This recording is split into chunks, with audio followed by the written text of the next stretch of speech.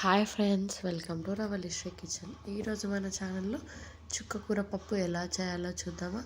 చాలా టేస్టీగా అండ్ సింపుల్గా, చాలా హెల్తీగా ఇలా ఆకుకూర పప్పు చేసుకొని తింటే చాలా బాగుంటుందండి. ఆకుకూరలు తినని వాళ్ళు కూడా ఈ పప్పులో వేస్తే తింటారండి. ముందుగా ఒక కుక్కర్ తీసుకొని అందులో ఒక కప్ పప్పు వేసుకోవాలండి. ఇప్పుడు పప్పులోకి కొన్ని వాటర్ వేసుకొని బాగా శుభ్రంగా కడుక్కోండి. ఒక 2-3 సార్లు కడుక్కున్న తర్వాత మనం ఆల్రెడీ చుక్క కూరని కూడా కడుక్కొని కట్ చేసుకొని పెట్టుకున్నామండి.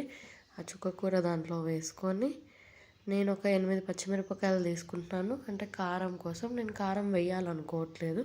మీరు వేసుకోవాలనుకుంటే పచ్చిమిర్చిలు కొంచెం తక్కువ వేసుకోండి. అలా పచ్చిమిర్చి వేసుకున్న తర్వాత ఒక 2 టమాటాలు పెద్ద సైజు కట్ చేసుకొని వేసుకోండి. ఒక 1/2 టీ స్పూన్ పసుపు, ఒక 1/2 టీ స్పూన్ ఉప్పు, అలాగే ఒక 1/2 టీ స్పూన్ ఆయిల్ వేసుకోవాలండి. ఇప్పుడు ముక్కలన్నీ మునిగేదాకా వాటర్ పోసుకోవాలండి. అలా వాటర్ పోసుకున్న తర్వాత నేనైతే 3 గ్లాసెస్ ఆఫ్ వాటర్ తీసుకున్నానండి. పోసాక ఒకసారి గంటతోటి అన్నీ కలుపుకొని ఉప్పు పసుపు అన్నీ కలుస్తాయి. ఇప్పుడు కుక్కర్ మూత పెట్టుకొని ఒక 3 to 4 విజిల్స్ అయితే చాలండి. కందిపప్పు ఉడికిపోతుంది. కుక్కర్ విజిల్స్ పడిపోయాయండి. చూద్దాం ఇప్పుడు. ఇలా ఓపెన్ చేస్తే చూసారా, పప్పు చాలా బాగా ఉడికిపోయింది. ఒకసారి గంటతో కలిపి ఇప్పుడు ఒక కడాయి పెట్టుకొని అందులో ఒక 1.5 స్పూన్ ఆయిల్ వేసుకోవాలండి. ఆయిల్ హీట్ అయిన తర్వాత ఒక స్పూన్ జీలకర్ర, ఒక స్పూన్ ఆవాలు, ఒక 4 పచ్చిమిరపకాయలు అండ్ 4-5 ఎండుమిరపకాయలు వేసుకొని ఒకసారి ఫ్రై చేసుకోండి.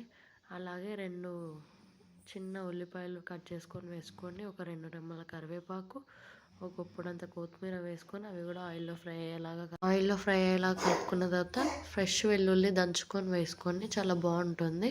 ఇప్పుడు ఆయిల్లో ఫ్రై అయిన తర్వాత ఒక టీ స్పూన్ ధనియాల పొడి, చిటికెడ జీలకర్ర మెంతుల పొడి అలా ఒకసారి కలుపుకున్నాక ఇప్పుడు మనం ఉడకబెట్టుకున్న చుక్కకూర పప్పుని ఇందులో వేసుకుందామండి. సిమ్లో పెట్టుకొని వేసుకోవాలి.